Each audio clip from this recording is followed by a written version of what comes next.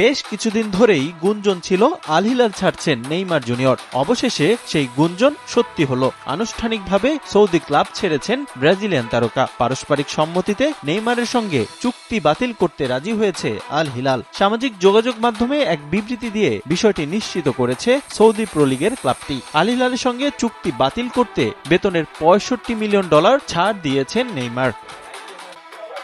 আল হিলালের সঙ্গে পাট চুকিয়ে নেইমার কোথায় যাচ্ছেন তাও প্রায় নিশ্চিত। ঘরের ছেলে ঘরেই ফিরছেন, অর্থাৎ শৈশবের ক্লাব সান্তোসে ফিরতে যাচ্ছেন ব্রাজিলিয়ান সুপারস্টার। চলতি সপ্তাহের শেষ দিকে ক্লাবটির সঙ্গে চুক্তি স্বাক্ষর এবং মেডিকেল টেস্টের জন্য ব্রাজিলের উদ্দেশ্যে রওনা দেবেন নেইমার। তবে তার জন্য নতুন চুক্তিতে কি পরিমাণ অর্থ বরাদ্দ থাকবে সে বিষয়ে কিছুই জানা যায়নি।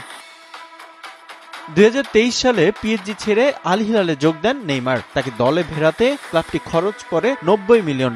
সঙ্গে মোটা অঙ্কের বেতনও রাখা হয় নেইমারের। ক্রিস্টিয়ানো রোনালদো এবং করিম বেনজেমার মতো সৌদি লিগ মাতানোর স্বপ্নই দেখিয়েছিলেন নেইমার। তবে ভাগ্য সহায় হয়নি ব্রাজিলিয়ান তারকার ক্ষেত্রে। সে বছরই ব্রাজিলের হয়ে উরুগুয়ের বিপক্ষে ওয়ার্ল্ড কাপ কোয়ালিফায়ার ম্যাচে ইনজুরিতে পড়েন নেইমার। 1 বছরের জন্য মাঠের বাইরে ছিটকে যান তিনি।